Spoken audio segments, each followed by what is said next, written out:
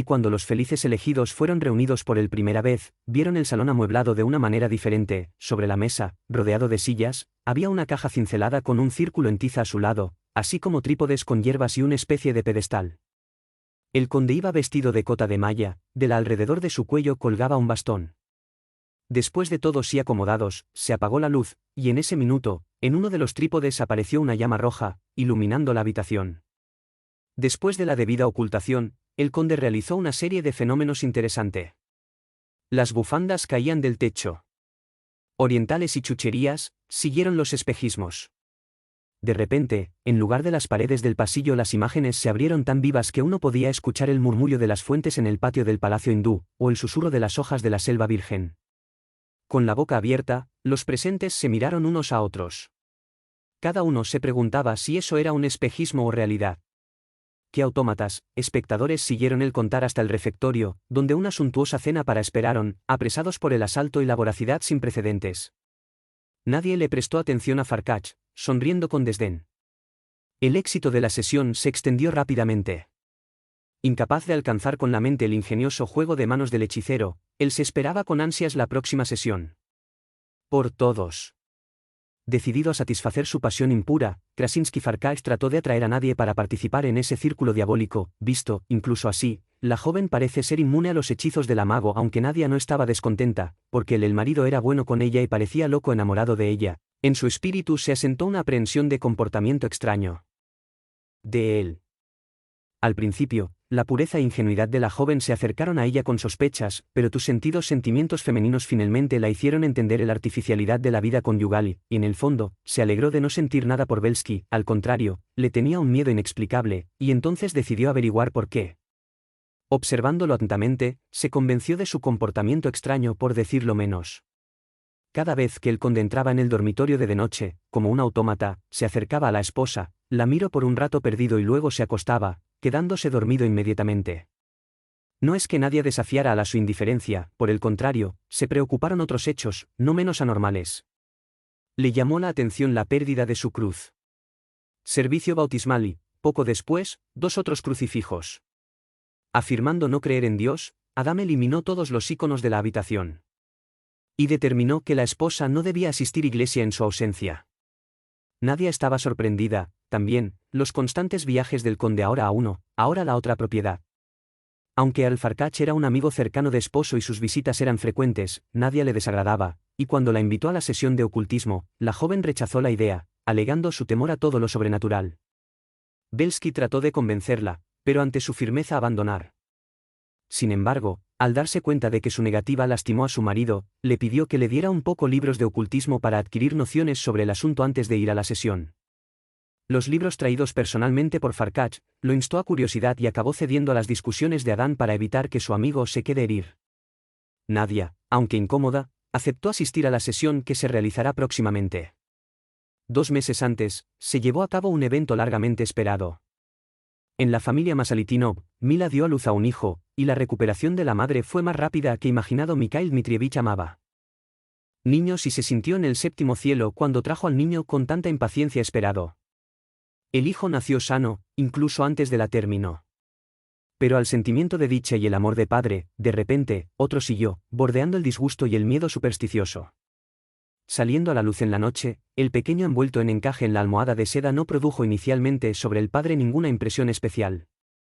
Por la mañana cuando se inclinó la cuna, fue sacudido por la mirada de enormes ojos negros, mirándolo con curiosidad y penetrante. Esa mirada no se parecía ni remotamente a la de un recién nacido cuando Masalitinov instintivamente volvió la cabeza hacia otro lado. Sobre los labios de la niña por nacer sonrió. 2 horas después, al recibir la bendición del sacerdote y el nombre de Vladimir, el bebé convulsionó y era necesario llamar al médico. Sombrío, Mikhail Dmitrievich se retiró al gabinete, perturbado con la conciencia de que su hijo era un niño enigmático, al igual que la madre. En las siguientes semanas, varios eventos, las cosas desagradables parecían no dar tregua. A empezar con las nodrizas, en 2 semanas 3 de ellos fueron reemplazados. Desde el principio, en algunos días la leche se secó, el segundo tuvo crisis epiléptico, y el tercero murió de una convulsión cardíaco.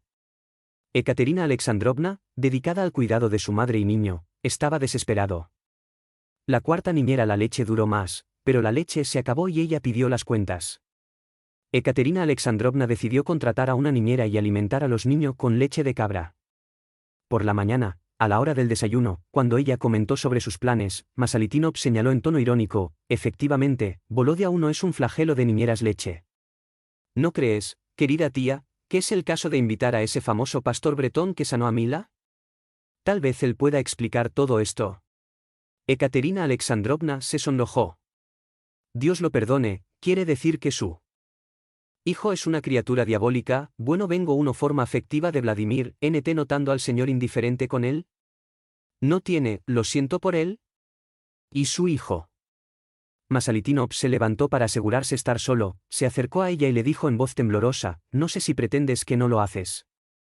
No ve nada, o bien ante nosotros profana ocurren fenómenos siniestros e incomprensibles. Yo era un escéptico desesperado, y llámame loco si quieres, pero ahora no se puede negar la evidencia de que este niño tiene algo de equivocado. ¿Has notado la mirada en sus ojos? Ekaterina Alexandrovna bajó los ojos. Es tu impresión, él es solo un hijo de naturaleza nerviosa. Pero por la expresión de su rostro, Madame Morel no parecía muy convencida de sus palabras.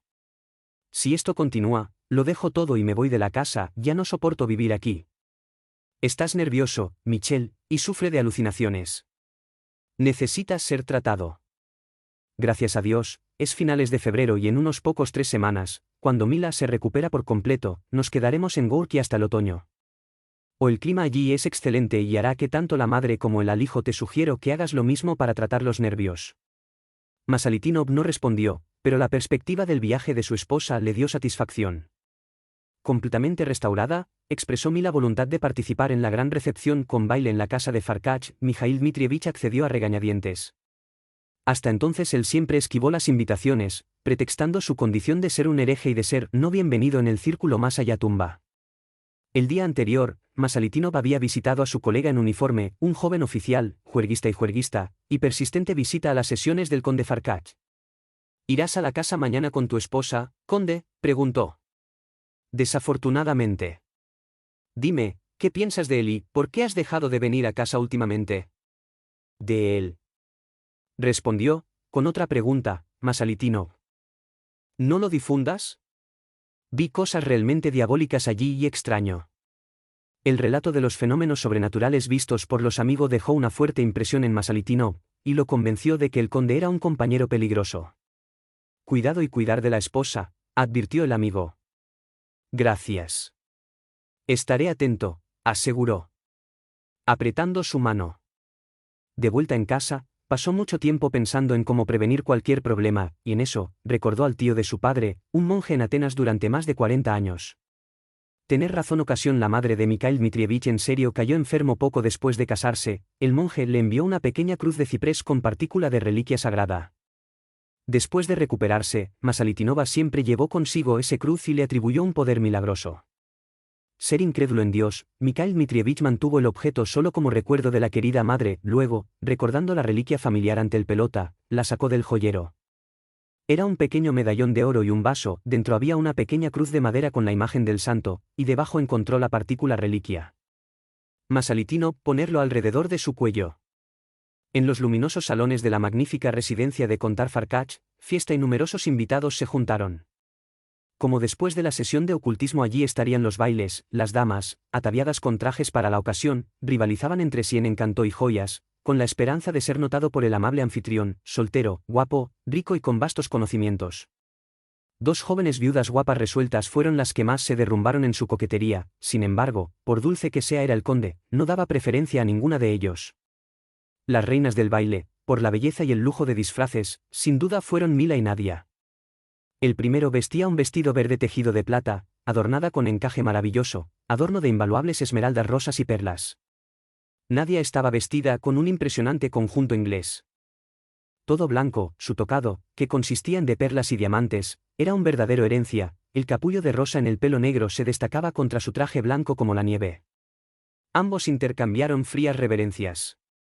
La sesión fue muy interesante. Aparecieron las flores y otros despojos, hubo visiones del pasado, representando el comercio de mujeres en Babilonia, resultó ser un combate medieval, la ejecución de María Antonieta y otras pinturas que dejó atónitos a los espectadores. Cuando todos pasaron al pasillo adjunto al jardín de invierno, los invitados se sorprendieron con la llegada de un grupo desconocido de mujeres y hombres que, recibidos por Farkach, fueron presentados a todos como sus amigos de París en un viaje a Rusia, pasaron en Kiev solo para verlo. Al enterarse de que el conde había organizado una recepción, vinieron sin avisar, para sorprenderte. Los nuevos llegadas parecían pertenecer a la florinata de la sociedad y vestían elegantemente. Aparte de Farkach, solo Belsky conocía a las visitantes, besó las manos de las damas e intercambió apretones de manos con los caballeros y presentó a su esposa. Comenzó el baile y todo alrededor estaba animado. Masalitinov no quería bailar y se sentó en el hueco desde la ventana, mirando a Nadia. Se veía especialmente encantadora. Mientras miraba casualmente a Mila, sentada cerca, vio a uno de los extraños caballeros invitándola para bailar, es como si se estremeciera, decayó el cuerpo hacia atrás, pero pronto se levantó y, bailando el vals, perdido entre la multitud. Ninguna sombra de celos asaltó su alma y ni siquiera cruzó por su mente seguir a su esposa, poniéndola salvado del caballero aparentemente antipático, toda su atención se centró en Nadie, rodeado de multitud de aficionados. Ante esto, Earl Farkach se acercó a ella, con el fin de para sacarla a bailar. Como movido por sentimiento inexplicable, Masalitinov salió de su refugio y la observaba. Por unos momentos, la perdió de vista entre la multitud, pero luego la vio de reojo saliendo con su señora al jardín de invierno. Sin razón aparente, él sentía una enorme aprensión por la joven que podría estar en gran peligro en compañía de ese hombre peligroso. Su deber era protegerla y Masalitinov se abrieron paso entre los huéspedes. En su prisa por llegar al conservatorio, se cruzó con Belsky, que se dirigía a la buffet con unos señores. El jardín, iluminado por lámparas eléctricas. Tapado, difundiendo misterioso crepúsculo, era grande y albergaba numerosas plantas tropicales, para su construcción se unieron, varias habitaciones. En el centro del jardín, una fuente roció sus aguas, y por ambos lados, entre los arbustos, emparrados alineados con bancos tapizados en terciopelo. El jardín terminó en una cueva ligeramente iluminada por una lámpara violeta. Masalitinov se detuvo indeciso. Nadia no estaba a la vista. Mientras tanto, el sonido de una flauta le llegó. Distante, cuya monótona melodía, salvaje y disonante en él producía un sentimiento de angustia. ¿Quién podría estar jugando? Con cuidado él entró en los arbustos y vio en la cueva el conde Farkach.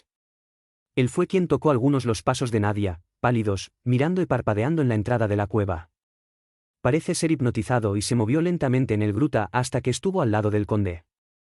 En eso, se detuvo para tocar, puso la flauta en su bolsillo y, tomando el joven, la atrajo hacia él. Sin pensarlo mucho, Masalitinov arrancó el medallón de su pecho, tomó el crucifijo, corrió a la cueva y se lo arrojó hacia Farkach, soltó un grito ronco y soltó a Nadia. Con un rostro transfigurado y echando espuma por la boca, soltó un grito loco: ¿Qué es eso?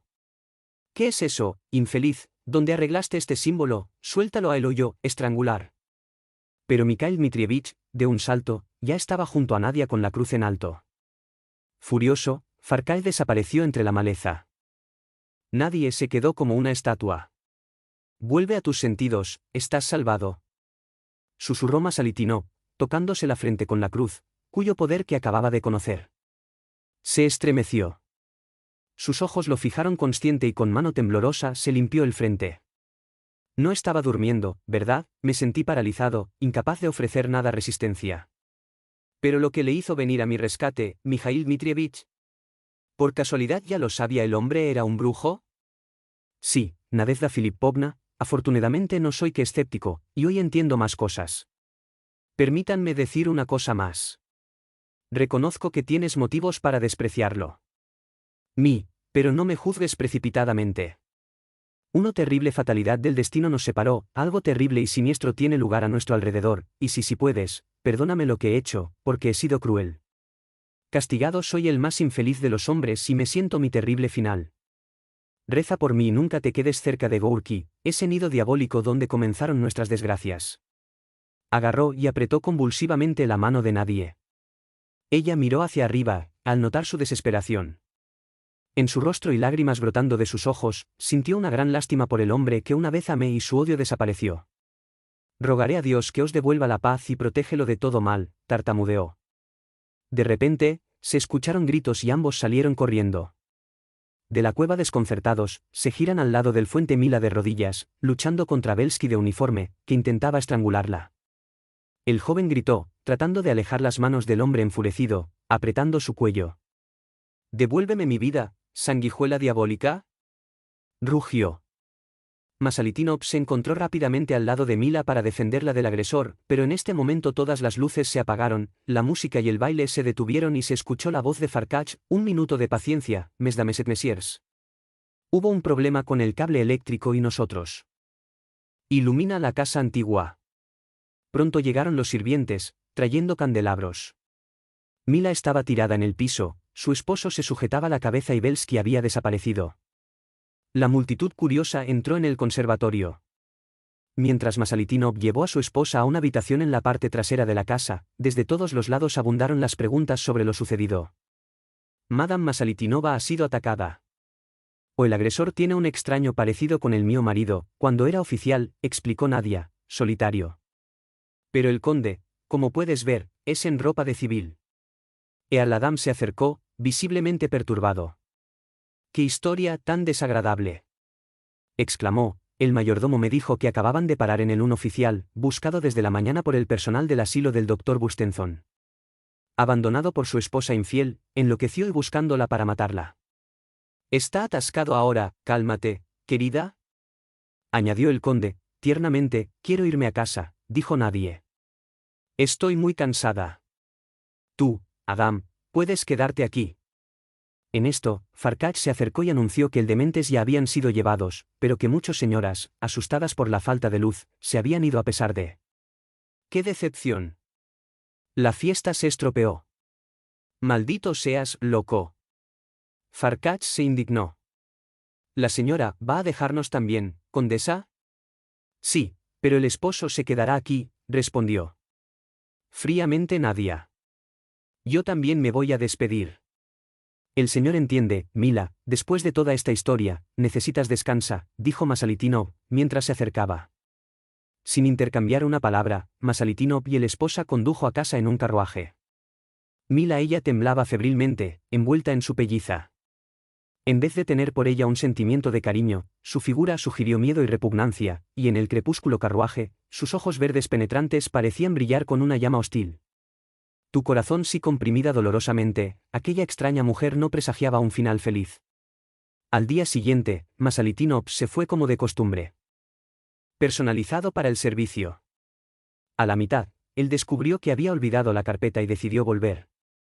Cerca de la casa, notó el carruaje de Al-Farkach y supo por la sirvienta que Mila lo recibió en su tocador y pidió té. Consciente de tener a la señora Morel llevó a su hijo al parque, su esposa estaría a solas con el hechicero, quizás viniendo a averiguar sobre su salud. Movido más por curiosidad que por celos por saber que estarían hablando sin testigos, él cruzó el largo pasillo y se dirigió a su habitación, separada del tocador solo por un tabique de madera.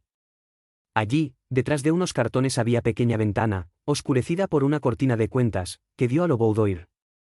Se subió a un baúl y él miró. Mila sentada en el sofá estaba llorando. Opuesto el suyo, apoyado contra la chimenea, era Farkach, triste y preocupado.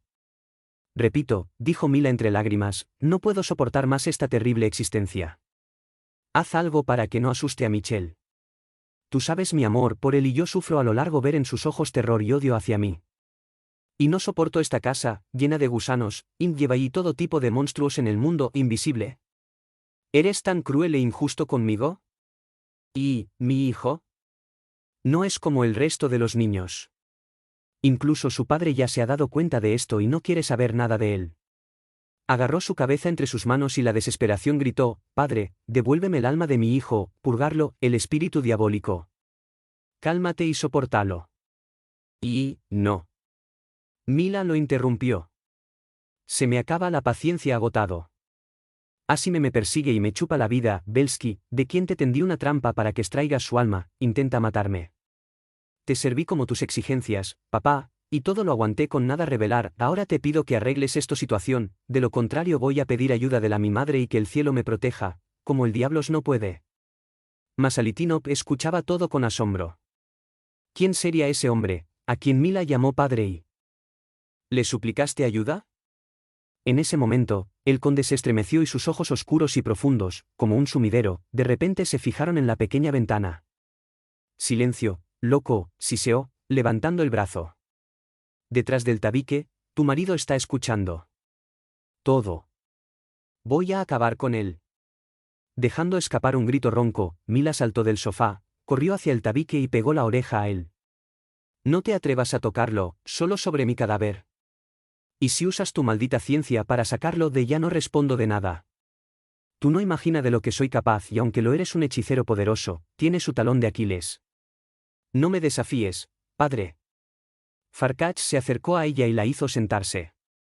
Te has vuelto completamente loco.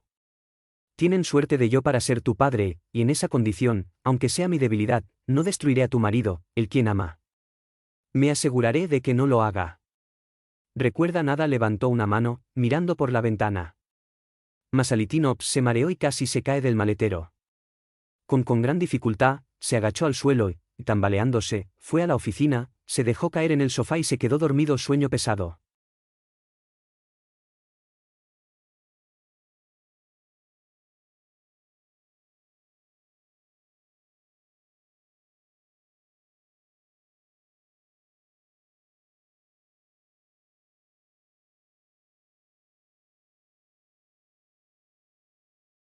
La pelota. Memorable. El conde Farkach todavía estaba fuera. Belsky, ocupado con asuntos importantes, no se detuvo en casa, y Nadia estaba feliz de quedarse solo. A menudo reflexionaba sobre su exnovio y su marido. El dolor por Masalitinov desapareció después del encuentro en el baile, cuando notó en sus ojos lo infeliz que era. Íntimamente, durante varios evidencia, estaba segura de que el destino de ambos dieron un giro siniestro por interferencia de las fuerzas del mal. Entonces, me sentí lo siento mucho por él, y la imagen de Mikhail Dmitrievich ocupaba el corazón de la joven. En cuanto a su marido, su relación con él era extraña.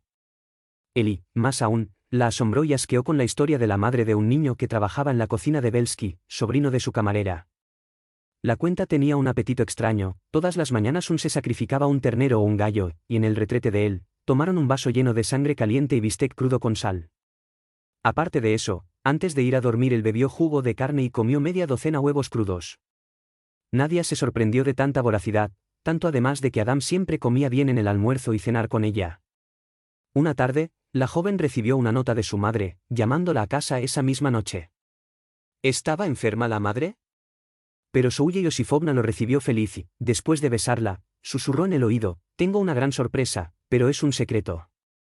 Sorpresa con un secreto, ¿dónde está escondido? Ve a la oficina de tu padre y mira. La oficina de Zamiatin y sus 2 habitaciones. Adjuntos permanecieron intactos y siempre bloqueado, Souya Yosifovna se encargó de su pedido personalmente. Sobre el escritorio quedó sus libros, papeles y cartas, al igual que su esposo había dejado. Ansiosa, Nadia entró en la oficina, sorprendida. Vio a 2 hombres levantarse del sofá. Hacia reconociendo al almirante en uno de ellos, soltó un grito de alegría, se arrojó a sus brazos, sollozando con el corazón. Emoción y repetición, padrino, padrino, qué feliz soy de tener devuelto.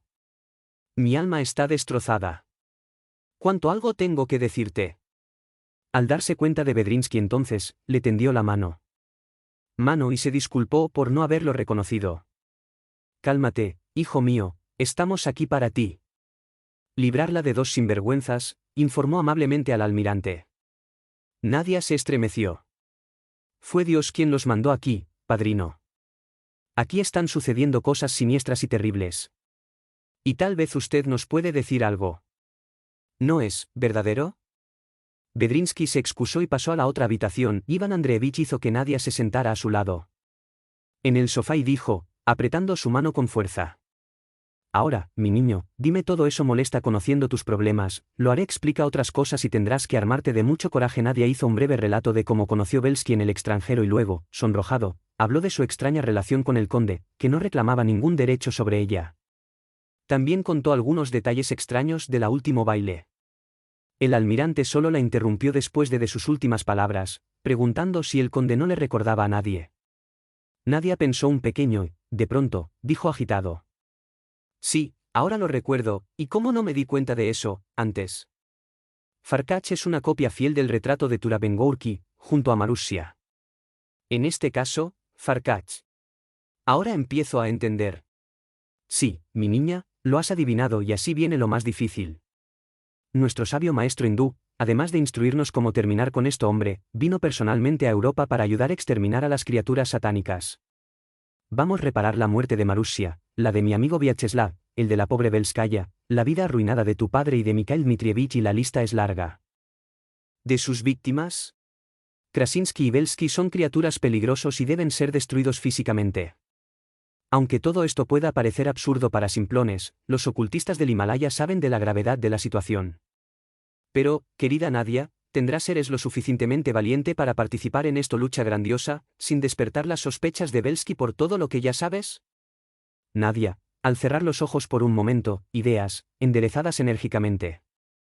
No tengas miedo, padrino, Adán no sospechará nada, además ahora sé que tú protegerá. Pero, ¿qué debo hacer? ¿Enojado? Ahora escucha, tengo razones para pensar que Krasinski es informado de mi llegada y del peligro que le amenaza, sin embargo, apenas imagina la presencia del mago Manarma. Nuestro enemigo tratará de esconderse en su fortaleza, donde es fuerte, a saber, en la isla cerca de Gorky. Como Mila es una de sus armas, la enviará allí con su hijo y Ekaterina Alexandrovna. Todavía no sabemos si Farkal llevará una vida de incógnito o abierto. No se excluye la posibilidad de Belsky para permanecer cerca de su hermano y ofrecerle su castillo, situado en las inmediaciones. Tu presencia allí, hija mía, es indispensable. Yo y Georgi Lvovich estaremos escondidos en el entorno e intentaremos eliminar uno de los dos, cuando el otro está lejos. Seré fuerte, padrino, cuenta conmigo, ayuda. ¡Qué terrible es este mundo invisible! Hasta el Redentor mismo fue tentado por Satanás. Si el expulsar demonios, significa que existen. En todas las épocas y culturas se habla de este mundo oculto allí y allí ocurren fenómenos extraños, que los hombres, en su ignorancia, atribuyen a la superstición. Sí, querida, estamos rodeados de monstruos, al acecho para arrancar a alguien de nuestro medio, a veces infundiéndole demencia, a veces suicidio, ¡ay, padrino! Interrumpió Nadia. Me olvidé por mencionar algunos hechos, al menos una obra de las criaturas del infierno que se asentaron en casa. Primero, sigo perdiendo mis crucifijos, apenas puedo orar dentro de la casa, y cuando volviendo de la iglesia, me siento mal. Adán casi desmayado en la misa de Requiem y el olor al ládano te hace vomitar. Menos mal, padrino, que tú estás aquí. Pasaron unos días. En una de las habitaciones más lejos de la casa de Farkach estaba el anfitrión el mismo y Belsky. Ambos miraron aprensivo. Como te dije, estamos funcionando muy bien, peligro, del cual el mismo maestro nos advirtió. ¿Y quién podría amenazarnos? Balbuceó Belsky. Krasinski se echó a reír. ¿Para amenazar? Conozco a este alguien desde hace mucho tiempo. El maldito me robó Marussia, y las flechas casi me matan. Pero ahora será diferente, te chuparé la vida hasta el último suspiro. Ya no estoy solo, además de ti, pediré refuerzos en la hermandad. Uriel, Bifru Yasime vendrá a ayudarme. El enfrentamiento inminente requerirá dame todas las fuerzas, para que me vaya a Gorky, donde me encontrarás ahí en mi laboratorio, me encargaré de recuperar mi energía máxima. Enviaré a Mila allí con su hijo, para su ayuda será necesaria. Reservé la villa en isla durante todo el periodo de verano, donde puedo instalar abiertamente cuando quieras, pero principio, permaneceré de incógnito. Usted y su esposa viajan a su castillo, para que pueda atraer a Gorky mi enemigo. Después de llevarte a la condesa, tendrás buscar a nuestros hermanos mientras voy prepararse para el combate decisivo. Después de discutir algunos detalles más, los amigos se separaron. Un día después de esa conversación, Mila anunció al marido durante la cena su intención de ir a Gorky con Ekaterina Alexandrovna para aprovechar los maravillosos días de primavera y recuperarse de agotamiento físico y mental. Como sé que no te gusta el pueblo, decidí quédate en la antigua casa Zamiatin, donde te sentirás más cómodo. En cuanto al pueblo de la isla, el conde Farkach me pidió que se lo alquilara. Todo el verano. Esas extrañas leyendas que involucrarlo lo hizo sentir curiosidad y tiene la intención de hacer una investigación. Te di el mío consentimiento, ya que no hay razón en negarle una cosa tan simple, agregó Mila. Excelente, ve cuando gustes, viajaré así que el servicio permite, dijo Masalitinov con frialdad, hecho habitual últimamente. Habiendo regresado del viaje de negocios, Belsky se sentó en el sofá junto a Nadia, la besó y dijo en un tono suave, estás muy pálida, querida. ¿No crees, te vendrá bien tomar aire fresco? Quiero proponerte algo por el estilo. Recibí una carta de mi administrador de la propiedad Belkovichi, ya sabes, está cerca de Gorky. Ahí sí acumuló muchos temas pendientes y el administrador insiste en mi presencia. Y tengo que irme, pero quería llevarte. El castillo es cómodo y tiene un magnífico parque, creo que estarás bien allí. Me gustaría ir, ¿conmigo? Por supuesto, anticipaste mi deseo, querido Adán. Te lo agradezco, querida. ¿Cuánto tiempo necesitas para prepararse? Tengo la intención de salir en 3 días. Dale tiempo. Mandaré a la criada a hacer el bolsas. Yo también quiero despedirme de mamá, Rostovskaya, Masakova y otros amigos más llegadas, pero para ese día será suficiente. El otro día, Nadia fue a la casa de su madre y arregló con el almirante que, si el conde viajara, ella le informaría a Souye Yosifovna de esto por carta, usando un código modificado, después de lo cual Eli Vedrinsky iría al castillo, disfrazado de expertos para organizar su biblioteca. Omago Hindú se quedaría en Kiev y se reuniría con amigos en caso de extrema necesidad y peligro. Esperando su llamada, estaría en un monasterio de Kiev, estudiando sus cuevas. El castillo complació a Nadia, el parque, en tu decoración primaveral, la dejó extasiada en sus excursiones. Incluso podría sentirse feliz en las habitaciones lujosas de la casa rica, asaltaron los temores continuos del futuro y el presencia del siniestro marido, cuyo acercamiento o la más mínima caricia la hacía temblar por dentro. Sin embargo, externamente, ella no dejó mostrar nada y parecía agradecido a su dulzura y cuidado. Y esta simulación constante la desgastó. El telegrama, llamando al conde por 3 o 4 semanas en el extranjero, fue verdadero alivio. Adán parecía disgustado por dejar a su adorada esposa, pero nadie lo consoló y prometió no abandonar el castillo hasta su regreso. El conde viajó, y días después al castillo llegó un anciano caballero bibliotecario con su ayudante, catalogar, supuestamente a pedido de Belsky, los libros y documentos. El almirante y Vedrinsky estaban tan bien disfrazados que ni siquiera nadie los reconoció al principio. Ella envió alojarlos en las 2 habitaciones al lado de la torre, donde se encontraba el archivo, y nadie en los ricos y casa hospitalaria ni siquiera sospechó de los recién nacidos venir a trabajar diligentemente en la biblioteca, donde se les llevaba el almuerzo y la cena. Desayuno. Krasinsky estaba en Gorky, bajo tierra. Desde el conversación con Belsky, supe que la joven condesa estaría solo y por lo tanto indefenso, y por lo que decidió aprovechar la ausencia de su amigo para llevar a cabo su plan para poseerla. Nadia estaba leyendo un libro sobre ocultismo en el tocador. Se dio cuenta cuando un peso de plomo paralizó sus extremidades y se recostó contra la parte posterior de la sillón. Como inmovilizado, quise gritar cuando vi en la puerta del dormitorio se abre en silencio y apareció un hombre alto de blanco, cuyo rostro el bronce parecía expresar una voluntad inquebrantable. Su extraño se acercó, hizo una reverencia y comenzó a desabrocharle la bata. En tu mano brilló un objeto que puso sobre su pecho desvestido por la joven. La joven sintió un fuerte dolor, atravesándola como un hierro al rojo vivo, y gritó. Y como quien al despertar comprobó que todo había vuelto a la normalidad. Normal excepto por su bata china de crepe. Semiabierto y una sensación de que algo ardentía el pecho, pero en la piel satinada no parecía haber cualquier marca. ¡Qué sueño tan extraño!, pensó y se tocó campana para llamar a la criada, para que esto la ayudaría a cambiar. ¿Cuál fue su sorpresa, cuando en la mañana notó tiene tatuada una pequeña cruz roja en el pecho? Sea lo que sea, sueño o visión, esa marca debería tener algún sentido. Tal vez ella correría peligro, y el símbolo sagrado la protegería. Ella experimentó una dulce sensación de tranquilidad, porque no estaba solo. Alguien, siempre de guardia, debería haber estado protegiéndola. 2 días después de la extraña vista, el almirante y Vedrinsky fue el escenario de los preparativos misterioso.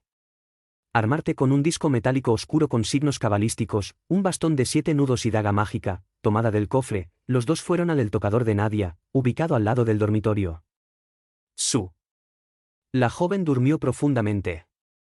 Era cerca de la medianoche. El almirante depositó el disco en el umbral del dormitorio, dibujó en el aire, con el bastón, signos mágicos y los dos se escondieron detrás de la pesada cortina de terciopelo. Tan pronto como el viejo reloj dio la medianoche, en el salón con vistas al jardín, un leve ruido de escalones y, a la tenue luz de la luna que se filtraba cortina de encaje, vieron a Krasinsky escabullirse rápidamente en el dormitorio a través del atocador. Pero cuando entró en el umbral, dejó escapar un grito. Enojado, cuando se vio pegado al disco metálico. En medio maldiciones y echando espuma por la boca, su esfuerzo por salir del lugar fue inútil, porque los pies patinados sobre el metal. El almirante salió del escondite, y de pie ante el hechicero, dijo en un tono despectivo, «Salve a ti, sanguijuela». La hora de la justicia ha sonado finalmente, ahora no tienes donde esconderte y volverá al infierno donde pertenece. Krasinski se enderezó y, a su vez, midió al enemigo con mirada enojada. Aparentemente él. La serenidad volvió a él. Sí, caí en una trampa, pero aún no. Derrotado, ¿de que vas a estar convencido, mocoso impertinente? Y levantó la mano con el infame anillo Twardowski. Oh maestro, ven a ayudarme. El castillo, hasta sus cimientos, se sacudió por el trueno y el disco se resbaló de los pies de Krasinski y voló al otro rincón de la habitación. Una columna de humo envolvió al almirante, tendido en el suelo. ¿Mala suerte?, se lamentó el almirante, cuando Vedrinsky lo ayudó a levantarse. El monstruo parece invulnerable. Ahora, mi amigo, tenemos que tener mucho cuidado. Ese bribón lo hará todo para destruirnos. El almirante despertó a nadie, le contó sobre el tuvo éxito y le dijo que velara y rezara no importa lo difícil que fue. La niña prometió cumplir órdenes y agregó que desde la aparición de la visión clara que grabó la cruz en su pecho, ya no parecía temer. Los dos regresaron a sus habitaciones, pero se quedaron en la habitación del almirante. Mientras uno dormía, el otro leía fórmulas y guardaba los cigarrillos prescritos. Sin embargo, la noche transcurrió en paz. Por la mañana, el almirante envió un telegrama al mago, pidiéndole su venida rápida. Los siguientes 2 días se extendieron sin anticipación ansiosa del ataque inminente por Krasinski. Nadie parecía tener el control de sí misma y rezaba ardientemente. Tocar el corazón. En la tarde del tercer día, el mago hindú todavía no ha llegado, el autocar estaba en la estación 2 días antes. Vedrinsky estaba durmiendo. ¿Despierta, amigo? ¿Preparémonos? ¿Vamos a nadie?, preguntó Vedrinsky. No, nos quedamos en tu habitación, que es más grande y solo tiene una sola entrada. La otra habitación, ocupada por Vedrinsky, había pequeños muebles, sus paredes fueron pintadas con aceite de color blanco, amplia persiana salía al jardín. Ayudado por Georgi Lvovich, el almirante tomó a partir de ahí todo el mobiliario fácil de transportar y dibujó en el suelo, en medio del recinto, un gran círculo con tiza roja. Ambos llevaban largos túnicas blancas ceñidas con un cinturón de seda. El almirante colgó su cuerno de oro en su regazo y clavó su espada en su cintura, la hoja de la cual era cubierto de signos mágicos. Al pararse en el centro del círculo, Georgi Lvovich comenzó a recitar el hechizos, rociando agua bendita del frasco en el 4 puntos cardinales, mientras que el almirante dibujó símbolos cabalísticos con la espada. Esa misma noche, Krasinski también finalizó sus preparaciones en el laboratorio subterráneo, colocando 7 trípodes con carbón y ramas resinoso encima de un disco metálico al lado de la mesa. Estaba melancólico y preocupado, sus ojos desde las profundidades abismales brillaba con ira y odio. Necesito deshacerme de él, de lo contrario la existencia será insoportable y terminaré pudriéndose aquí, murmuró. El enemigo es más fuerte que antes. Siento eso. Ataviándose con un leotardo negro y poniendo la insignia pectoral en forma de triángulo se dio la vuelta, se colocó encima del disco y, levantando el bastón, comenzó el ritual del exorcismo. Al final del bastón titilaba una llama verdosa, proyectando e iluminando los 7 trípodes, y llenando la habitación de humo. Explosiones pasó sobre los trípodes, y de las nubes de humo, salieron 6 criaturas, las cuales se agruparon alrededor del 7º trípode, donde hervía una masa incandescente. Entonces una explosión más fuerte sacudió el paredes del laboratorio y, de la masa roja humeante, un demonio se avecinaba. Krasinski se postró ante él y, desconsolado, se expuso a él todas las dificultades, rogándole ayuda. Tus quejas son legítimas. Abandona tu astral y tomar venganza. Tenga la seguridad de que voy a montar, cuida tu cuerpo físico, tu enemigo es esperando, pero no tiene ninguna posibilidad contra nosotros. Krasinski le agradeció, tomó un frasco de su cintura aburrido y lo abrió. 0 líquido rojo de fuerte olor, pero agradable esparcido por el laboratorio.